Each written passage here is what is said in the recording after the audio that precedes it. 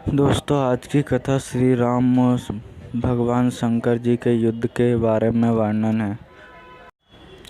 बात उन दिनों की जब श्री राम का अश्वमेध यज्ञ चल रहा था। श्री राम ने के अनुज शत्रुघ्न के नेतृत्व में असंख्य वीरों की सेना सारे प्रदेश को विजित करती जा रही थी। यज्ञ का अश्व प्रदेश प्रदेश जा रहा था। इस क्रम में कई राजाओं के द्वारा यज्ञ का घोड़ा पकड़ा गया, लेकिन अयोध्या की सेना के आगे उन्हें झुकना पड़ा। शत्रुघ्न के अलावा सेना में हनुमान, सुग्रीव और भरत पुत्र पुष्पकल सहित कई महारथी उपस्थित थे। उन्होंने जीतना देवताओं के लिए भी असंभव नहीं था। कई जगह भ्रमण करने के बाद यज्ञ का घोड़ा देवपुर पहुंचा, जहां राजा वीरमणि का राज्य था। राजा वीरमणि अति धर्मनिष्ठ तथा श्री राम एवं महादेव के अनन्य भक्त थे। उनके दो पुत्र रुकमंद और शुभगंध वीरों में श्रेष्ठ थे।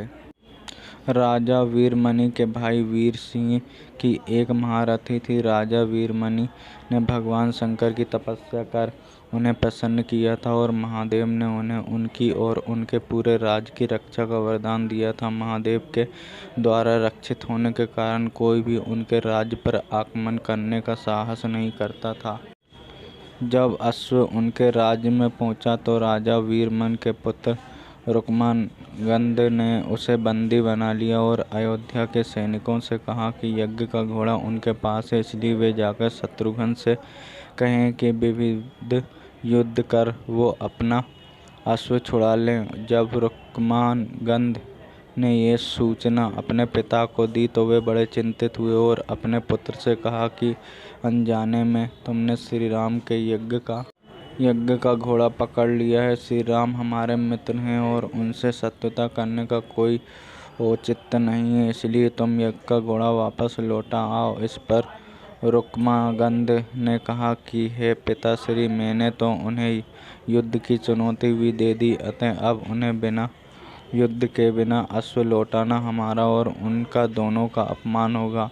अब तो जो हो गया है उसे बदला नहीं जा सकता, इसलिए आप मुझे युद्ध की आज्ञा दें। पुत्र की बात सुनकर वीरमणि ने उसे सेना सुसज्जित करने की आज्ञा दे दी। राजा वीरमणि अपने भाई वीर सिंह और उनके दोनों पुत्र रुकमगंध और शुभगंध के साथ विशाल सेना लेकर युद्ध क्षेत्र में आ गए।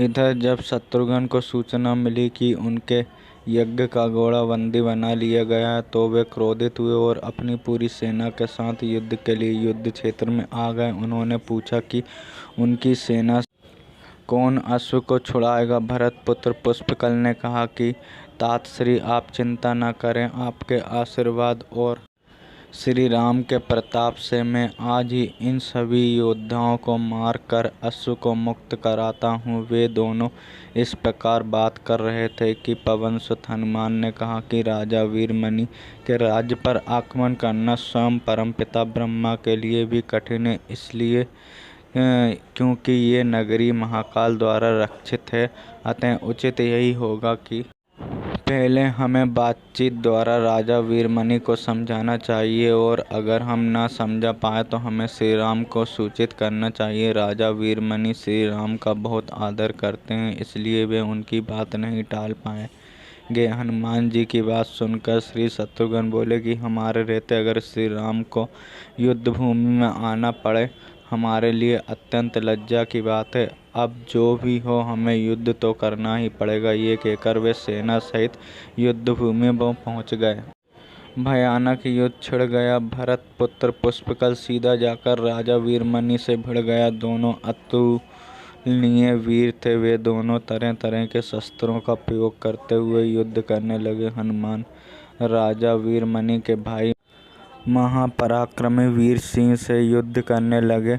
रुकमगंध और शुभगंध ने शत्रुओं पर धावा बोल दिया। पुष्पकल और वीरमणि में बड़ा घमासान युद्ध हुआ। अंत में पुष्पकल ने वीरमणि पर 8 नाराज बाणों द्वारा किया।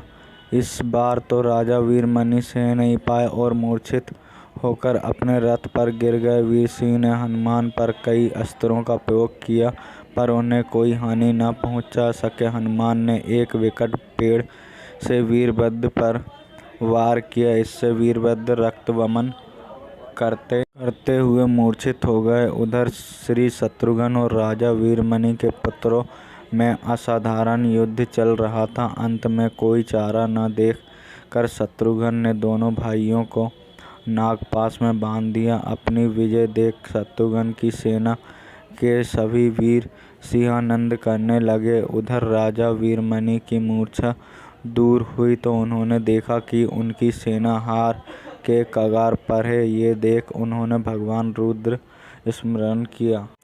महादेव ने अपने भक्त को मुसीबत में जानकर वीरभद्र के नेतृत्व में नदी भृंगी सहित सारे गणों को युद्ध क्षेत्र में भेज दिया।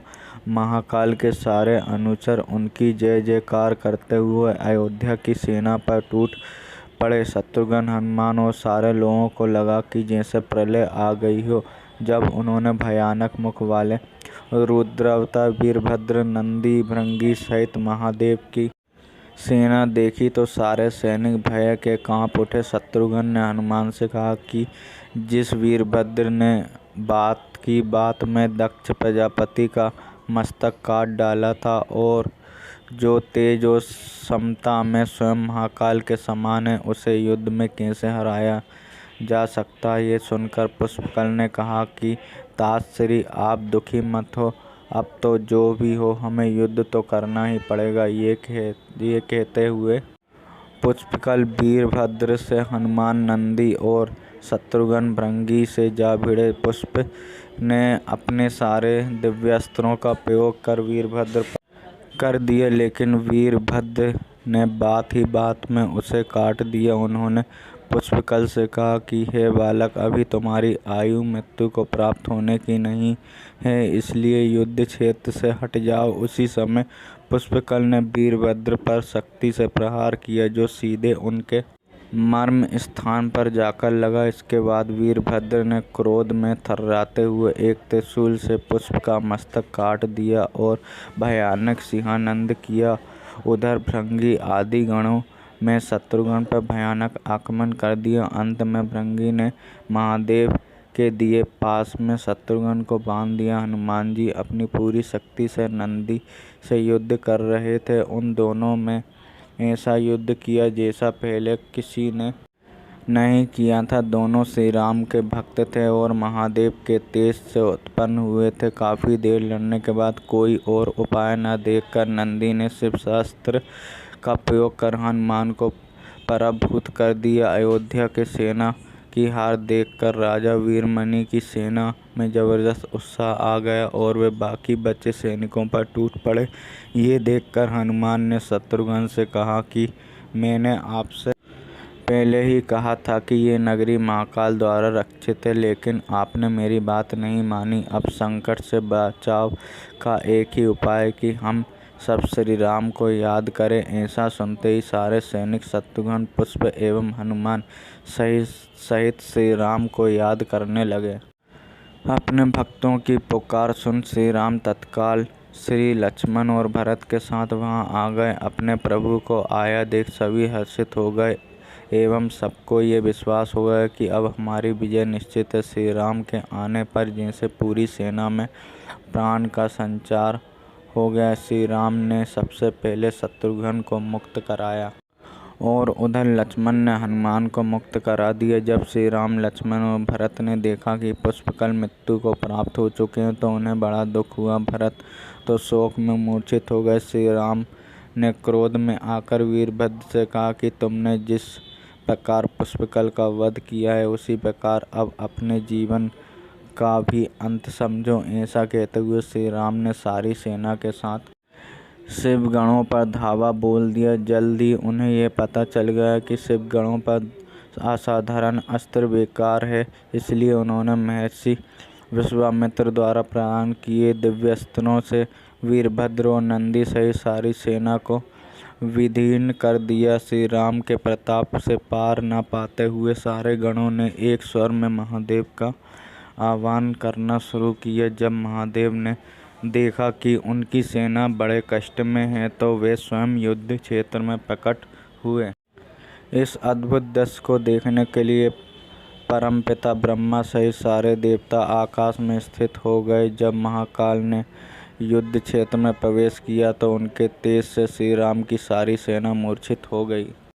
जब श्री राम ने देखा कि स्वयं महादेव रण क्षेत्र में आए हैं तो उन्होंने सत्य का त्याग कर भगवान रुद्र को दंडवत प्रणाम किया एवं उनकी स्तुति की। उन्होंने महाकाल की स्तुति करते हुए कहा कि हे सारे ब्रह्मांड के स्वामी, आपके ही प्रताप से मैंने महापराक्रमी रावण का वध किया। आप स्वयं ज्योतिर्लिंग में रामेश्वरम में पधारे। हमारे जो भी बल हैं वो आपके आशीर्वाद के फलपूर्वक ही हैं।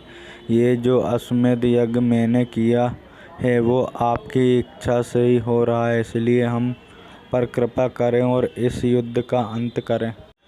ये सुनकर भगवान रुद्र बोले कि हे राम, आप स्वयं विष्णु के दूसरे रूप हैं। मेरी आपसे युद्ध करने की कोई इच्छा नहीं है, फिर भी चूंकि मैंने अपने भक्त वीरमणि को उनकी रक्षा का वरदान दिया, इसलिए मैं इस युद्ध से पीछे नहीं हट सकता। अतः संकोच छोड़कर आप युद्ध करें। श्री राम ने इसे महाकाल की आज्ञा मानकर युद्ध करना शुरू किया। दोनों में महान युद्ध छिड़ गया, जिसे देखने देवता लोग आकाश में स्थित हो गए। श्री राम ने अपने सारे दिव्यास्त्रों का प्रयोग महाकाल पर कर दिया, पर उन्हें संतुष्ट नहीं कर सके। अंत में उन्होंने पाशुपतास्त्र का संधान किया और भगवान शिव से बोले कि हे प्रभु, आपने ही मुझे ये वरदान दिया है कि आपके द्वारा प्रदत्त इस अस्त्र से त्रिलोक में कोई पराजित हुए बिना नहीं रह सकता। इसलिए हे महादेव, आपकी ही आज्ञा और इच्छा से मैं इसका प्रयोग आप पर ही करता हूँ।